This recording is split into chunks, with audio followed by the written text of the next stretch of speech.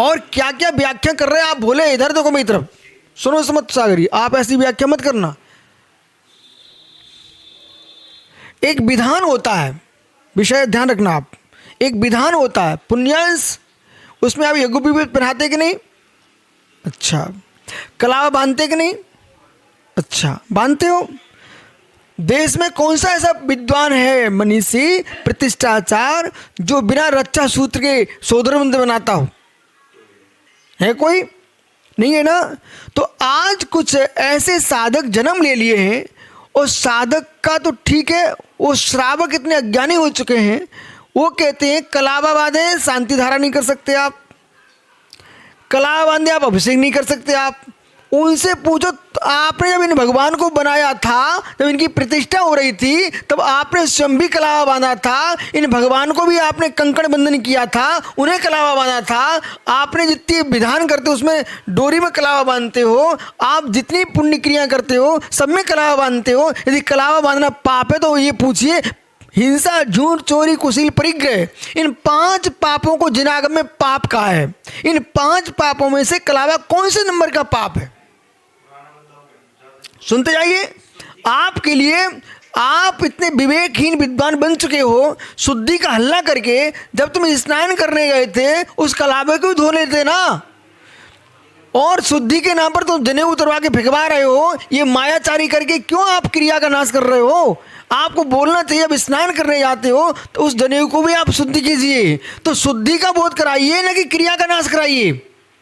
अरे मिथ्या दृष्टि हो, तुम इतने पापी हो चुके हो कि अपनी पंथ चलाने के पीछे तुम क्रिया का नाश कराने के लिए खड़े हो जाते हो, लेकिन विधि नहीं बताना चाहते हो। दीपक हटाने के पीछे तुम हिंसा दिखा दोगे, पर ये नहीं कहोगे उस पर कांच रखो। फिर मेरे पास समाचार भेजोगे आप, बोले महाराज जी क्या करूं? इसलिए 5 पाप में कलावा कोई पाप नहीं है आपके लिए। वह रक्षा सूत्र मंत्र है, वो आपके जितने मुनिराज जो निषेध कर रहे हैं, जितने श्रावक निषेध कर रहे हैं, इन लोगों ने विधान में खड़े होते तो कलावा बंधवाते हैं। ठीक है। अब प्रश्न ये ना, आपको उस कलावा बांध के आए हो तो आपको किसी कलावा से द्वेष है कि शुद्धि का प्रयोजन है? प्रेम से बोलो बेटा, तुम कलावा बांधे हो, पहले इसको धो, गीला करो, ठीक है, इसके उपरांत फिर तुम कपड़ा बदलो।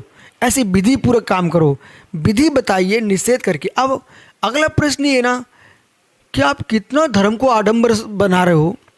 जब तक बोली नहीं लगाओगे तब तुम शांति धारा नहीं कर सकते हो, नहीं तो पाप पड़ेगा। ये कौन सा पाप पड़ेगा? कौन से नंबर का पाप है? ठीक है ना। लेकिन पाप का हुआ बना करके एक साधु है, वो हर जगह श्राप देता है, बोले तुम्हारा नाश हो जाएगा। मैंने कहा नाश मेरा कर जाओ, मैं बैठा हूं। तो भाई ऐसे नाश नहीं होता है। लोगों को सिद्धांत का ज्ञान होना चाहिए। अपघात परघात नामकर्म की प्रकृतियां हैं, ठीक है, ये होंगी तो काम होगा, यदि नहीं है तो तोप का गोला भी कुछ नहीं कर पाएगा। इतना निडर होना चाहिए। इसलिए इनको समझाओ, विवेक रखो। ये पाप का आडंबर नाम फैला करके, जबकि तुम उसको अभिषेक को पूजा को रोक रहे, ये पाप है, विघ्न कर रहे हो तुम। ठीक है। भारत देश धर्मनिरपेक्ष स्वतंत्र है। श्री जी लाओ, प्रतिष्ठा कराओ, गृह चैत्यालय बनाओ। अब रखो तुम मंदिर के बावजूद, अपने आप मंदिर में जाना बंद, अपने आप तुम हाथ जोड़ोगे, कहोगे भैया आने लग जाओ। तो हो ये रहा ना, पैसे के पीछे तुम दौड़ रहे हो, पैसे के पीछे दौड़ रहे हो, पैसा करेगा क्या? धर्म के आगे आडंबर नहीं फैलाना चाहिए। सुनिए ध्यान से, आपसे भी कह रहे पुण्यांश, इस प्रकार के बेटा अपनी प्रतिष्ठा में वो मत करना कि ये श्री पर रख दो, इतनी श्री मिल जाए, ये कर लो, इन झंझोटों में नहीं पड़ना। सीधी सीधी क्रिया कराओ और जीव से कहो साता असाता के उधर से पुण्य पाप से सुख दुख मिलता है, और आपके लिए पुण्य क्रिया करोगे तो साता का उदय आएगा तो काम बनेगा। लेकिन हमारे श्री बल से कुछ नहीं होगा, तुम्हारे भाव की विशुद्धि होगी तो काम बनेगा। ठीक है। अन्यथा इतने आडंबर फैल चुके हैं कि तुमने फिर से भगवान का स्पर्श कर लिया तो पाप लग जाएगा। अरे ये पाप का भय दिखा करके लोगों ने, मालूम है आपको, पाप का भय दिखा करके लोगों ने जीवों की बलि दिए। पाप का भय दिखाकर जीवों की बलि दिए। तो आप भी पाप का भय दिखाकर लोगों की विशुद्धि की बलि दे रहे हो। इसलिए निर्णय होना चाहिए कि अब समय ऐसा है, बाल्य पाप पुण्य की परिभाषा सीखिए पहले। जो आत्मा को पवित्र करे उसका नाम पुण्य है, जो आत्मा को पुण्य से रक्षा करे उसका नाम पाप है। पुनाति आत्मति पुण्यम, जिससे आत्मा पवित्र उसका नाम पुण्य है, सर्वास्थिति में लिखा है। और जिससे आत्मा की पापों से रक्षा उसका नाम पुण्य है, जिसके आत्मा के पुण्य से रक्षा हो उसका नाम पाप है। ठीक है, मूल बिंदु पे है। संक्लेशता की हानि के लिए हम मंदिर जाते हैं ना, कि संक्लेशता बढ़ाने के लिए, विशुद्धि के लिए अपन जाते हैं।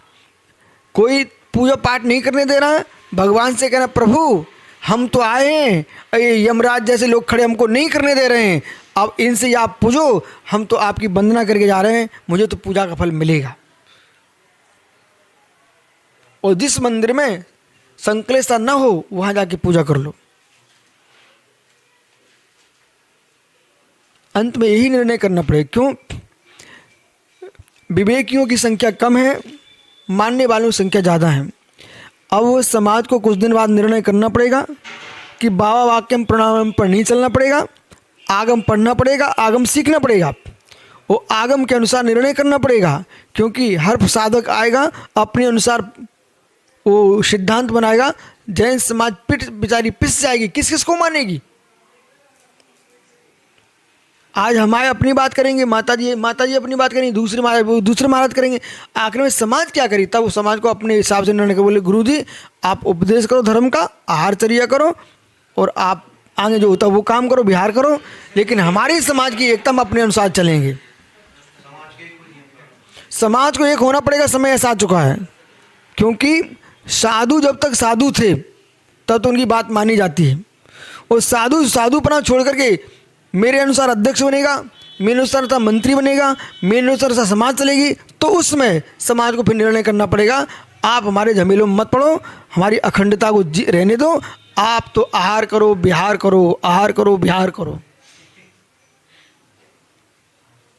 ओहो, आगे उत्तर समझ में आ गई? समझा देना।